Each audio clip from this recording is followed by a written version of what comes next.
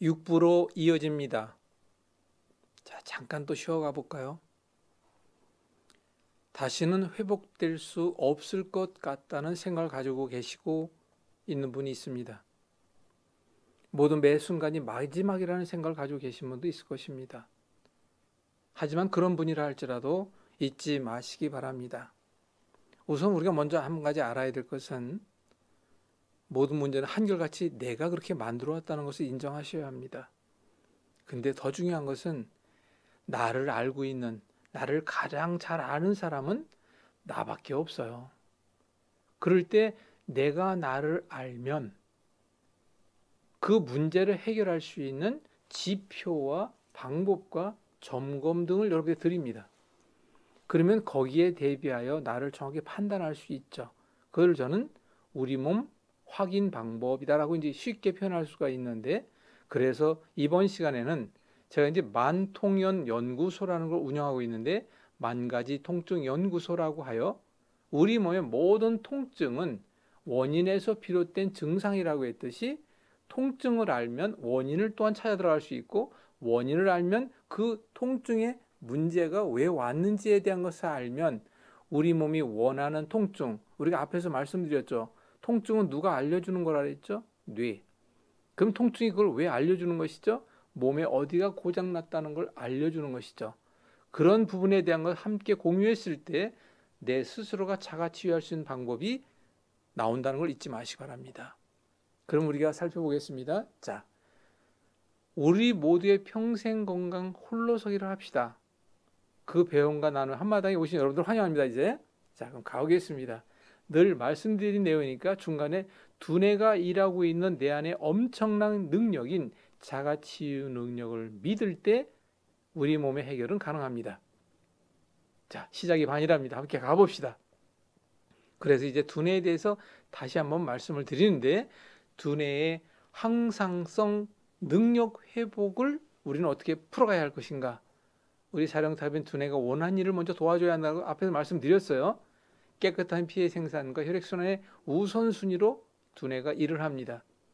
그리고 우리 안에 있는 마음의 평안 등을 조화와 안정과 평안을 안겨주도록 해야 한다. 기능 조절을 도와 에너지를 충전해야 한다는 건 조금 어려운 얘기인데, 우리 몸에 기능적으로 조절할 수 있는 방법을 통하여 우리 몸에 에너지를 충전할 수 있는 방법이 있습니다.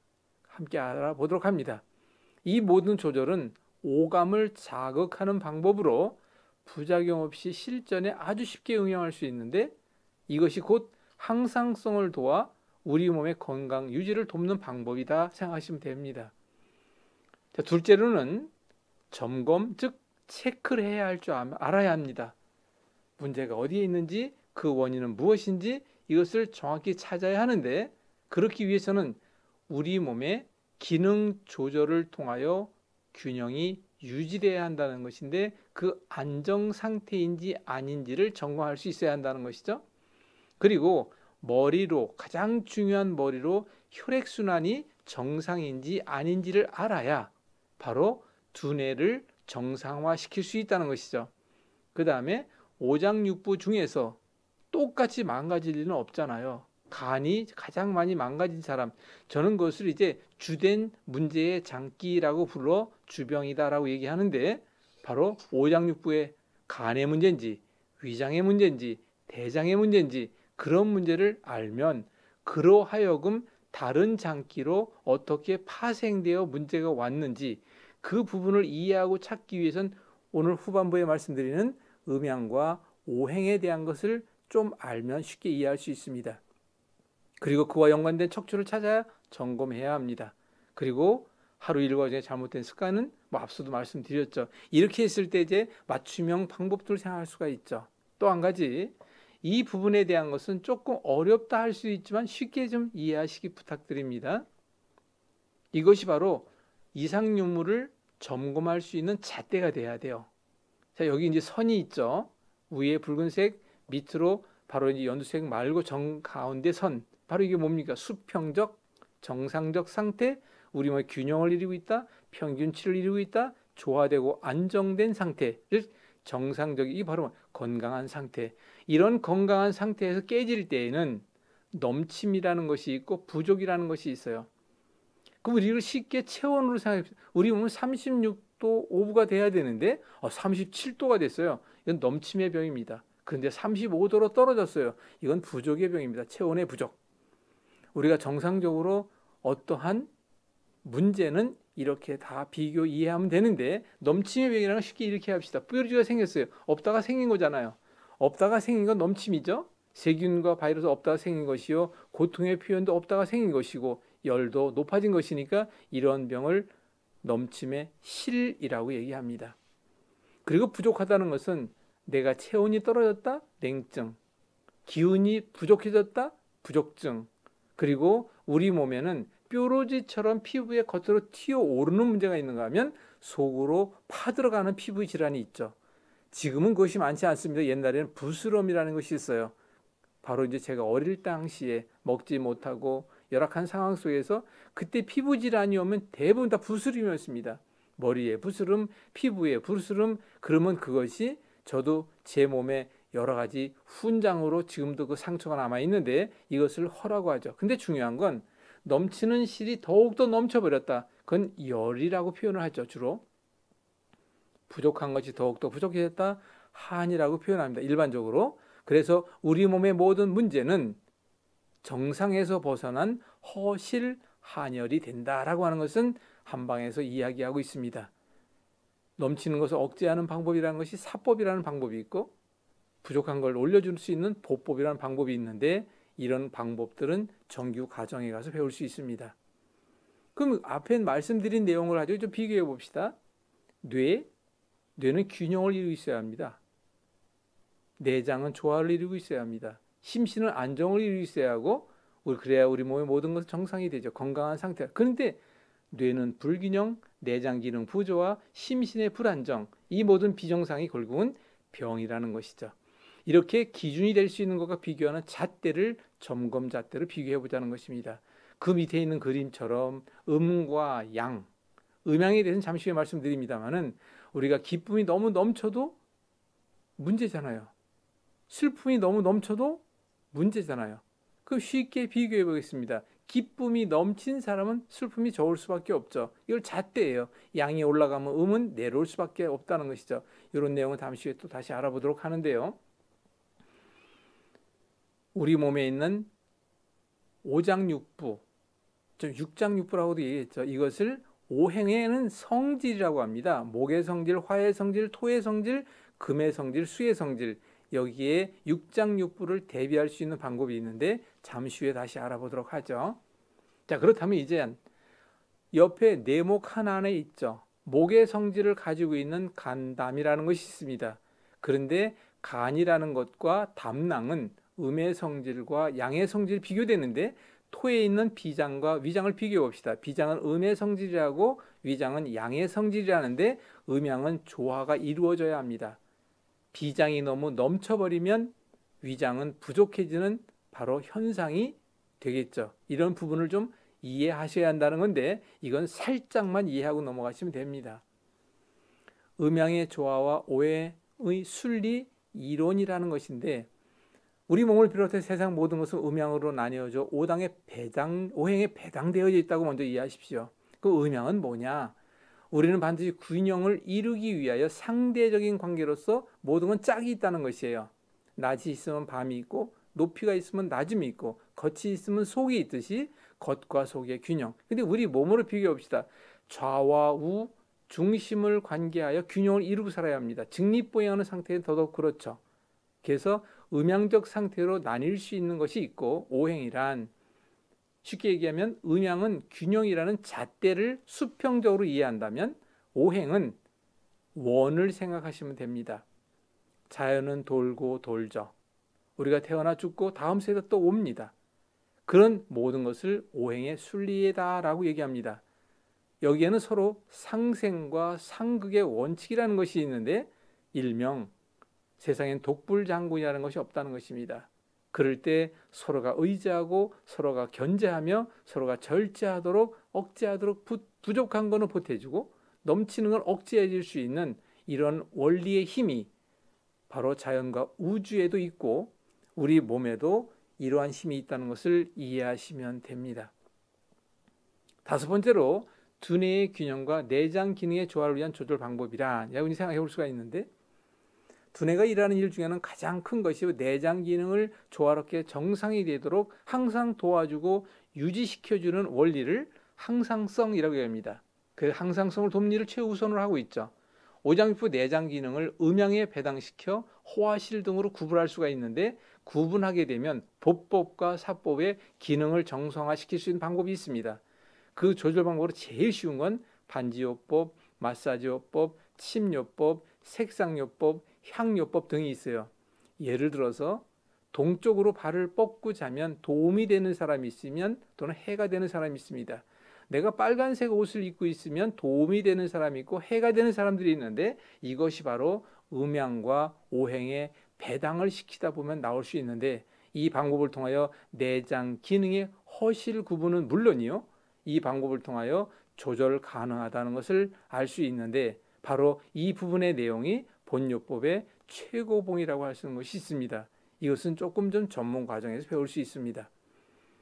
그렇다면 이 오행은 아까 말씀드린 대로 목화 토금수, 목의 성질, 나무의 성질을 뜻합니다. 화의 성질은 불의 성질이요, 토의 성질은 흙의 성질이요, 금의 성질은 쇠금이라고 하여 쇠의 성질이 있고, 수는 말 그대로 물의 성질이에요. 그럴 때 한번 생각해 봅시다. 나무가 있으면 그 나무가 타 불을 만들어 그 불에 탄 나무가 흙이 되고, 흙 속에 있는 것이 굳어지면 쇠금이 되며, 그리고 그 흙 있기 전에 바로 돌이라고 하는 것은 안반수, 물을 땅 속에서 지키죠. 그 물은 나무를 먹여 살립니다. 이것이 바로 돌고 도는 음양의 오행의 관계성이라는 것입니다. 여기에 목에는 간담이 있고, 화에는 심장과 소장이 짝이고, 토에는 비위장이 짝이고, 여러분 다 아실 거예요. 간담이 서늘하다, 비위가 약하다. 그 이유가 바로 여기에서 비롯됐다는 것을 간략히 먼저 좀 이해하시기 바랍니다. 그럴 때 여기 오행의 배당 관계의 이해를 좀 말씀드리겠는데요. 음의 장기, 목화 토금수 위에 돼 있죠. 그 목에는 간담, 심장, 소장, 여기에 심포와 삼초라는 것이 있는데, 이것은 눈에 보이지 않는 무형의 장기이지만 기능적으로는 일을 하고 있으므로 이 두 개를 포함하여 육장육부가 됐다는 것을 이해하시기 바랍니다. 말 그대로 수에 있는 신장과 방광이다. 신장은 물을 걸러주죠. 방광은 물을 담았다 버리는 기관이죠. 다 그런 성질이 있다는 거예요. 이렇게 이해하시면 되겠죠. 이것을 바로 오행의 우리 몸을 배당시킨다라고 생각하시면 돼요. 엄지는 간의 손가락이요, 검지는 심장의 손가락이요, 장지는 비장의 손가락이요, 약지는 폐의 손가락이요, 오지는 신장의 손가락이다. 이렇게 배당이 돼 있다는 거예요. 그럼 그걸 어떻게 확인하냐고요? 얼마든지 확인할 수 있습니다. 예를 들어서 내가 간 기능이 넘치고 있다. 목 기운이 넘치고 있는데 목의 맛 가운데 신맛이라는 것이 있습니다. 내가 간 기능이 허약한 사람들은 신맛이 도움이 되겠지만 넘치는 사람들에겐 어마어마한 해가 될 수 있다는 걸 잊지 마십시오. 비장의 이상이라는 것은, 비장은 비위장에 관계되는 것으로서 살찌는 것과 굉장히 연관이 깊습니다. 그럴 때 단맛이 땡긴다, 살이 찌는 사람들입니다. 이런 것을 우리가 이해할 수 있어야 한다는 것. 거기 감정이라는 것이 있는데, 간땡이가 부었다, 분노가 많을 수밖에 없죠. 그리고 비장이라는 것은 깊은 생각에 빠지게 하는 것으로서, 폐는 근심 걱정으로 한숨을 쉰다. 숨 쉬는 건 어디로 쉽니까? 폐로 쉬잖아요. 그렇게 배당되어 있는 것이 다 이유가 있다는 거예요. 보리쌀을 먹지 말아야 한다, 또는 조를 좀 많이 먹어야 한다든가, 이런 것도 여러분들에게 얼마든지 자세히 안내하는데 오늘은 간단히만 비교해 드렸습니다.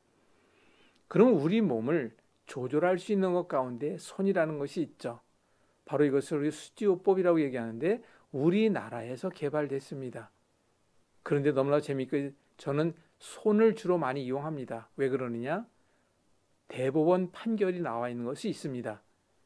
바로 대법원 판결에 의하면 대가성 없는 손을 이용하는 자극 방법이라면 문제됨이 없이 많은 사람이 이용할 수 있으면 좋겠다라는 판결이 나와 있습니다. 그런데 손은 제2의 뇌입니다. 제가 가장 강조하는 부위가 무엇이죠? 뇌입니다. 그런데 참 재밌게도 뇌를 간접이 아니라 직접적으로 뇌에 영향력을 미칠 수 있고 우리 몸 전체를 관리하고 있는 뇌의 영역과 우리 몸의 영역은 너무나도 대칭되어 있다는 걸 확인할 수 있습니다. 이걸 다시 한마디로 얘기하면 코다. 코 부위에 이상이 있으면 우리 손에 있는 코 부위가 뇌에서 코를 관장하고 있는 부위를 자극해 줄 수 있다는 원리와 방법의 결과는 얼마든지 확인할 수 있습니다. 바로 이런 것이 있고 그 다음에 이제 손에는 이처럼 다 배당되어 있다는 건 목화, 토금수, 간, 심, 비, 폐, 신장이 있고 그의 짝이 있다는 것은 이용할 수가 있어서 우리가 반지를 여러분들이 해서 네 번째 손가락에다가 금반지를 끼웠다. 금반지라는 것은 따뜻하게 보태주는 성질이 있는데 그거는 폐의 손가락에 폐의 기능이 부족해져 있는 사람에겐 도움이 되겠지만 만약에 폐의 기운이 넘치는 사람이다라고 했을 때 금반지를 끼고 있으면 문제가 생기죠. 다시 확인하는 방법은 폐 기능에 이상이 있다든가 또는 문제가 우리 몸에 있을 때 끼고 있는 반지를 뺐을 때 그 문제가 사라졌다는 것은 바로 폐의 잘못된 기능 조절을 도왔다라고 생각하시면 됩니다. 귀, 이침 아실 겁니다. 귀 자극요법. 귀에도 우리 몸 전체가 배당되어 있다 하죠. 그런데 귀는 뇌와 가장 가까운 자리에 있기 때문에 바로 여기에 침을 좀 놓거나 하게 되면 바로 문제가 올 수 있는 부분도 없지 않아 있다는 걸 말씀드리고요. 혀를 가지고 몸의 이상을 점검하는 방법도 있습니다. 그리고 이제 많이들 이용하고 있는 발반사요법이라는 것도 있는데 발에도 우리 몸의 모든 것이 있다는 것을 확인할 수 있죠. 그 방법들을 이용하는데 바로 이것은 제가 말씀드린 대로 눈에도 있죠. 홍채 분석이다라는 것이 있는데 제가 이 부분을 아주 많이 이용하고 있죠. 눈에는 사람이 태어나기 전부터 우리 몸의 현주소가 바로 거기에 있는 눈에 있는 눈동자, 바로 그곳에 그림으로 그려져 있습니다.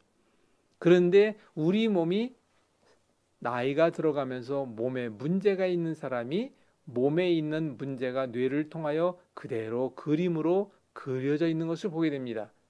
100%라고 할 수 없다는 것은 알 수 있겠지만 상당 부분 직접적인 연관이 된 부분은 아주 정확도가 있는 부분도 없지 않다는 것을 많은 경험과 사람들을 통해서 확인을 해 보았습니다. 눈, 마음의 창은 눈이요. 눈, 우리 눈을 통한다는 것은 사람은 태어나 제일 먼저 올챙이를 보면 알 수 있듯이 그 까만 것이 바로 눈동자입니다. 그러니까 우리 몸이 태어나 가장 먼저 활성화되고 있는 것이 눈이라는 것을 알 수 있죠. 눈을 통해서 알 수 있는데 바로 그 부분을 함께 알아보도록 또 합니다. 이건 앞서 말씀드렸죠. 우리 몸의 내장에 어딘가에 문제가 생기면 그 내장과 연관된 자리로 표현이 된다.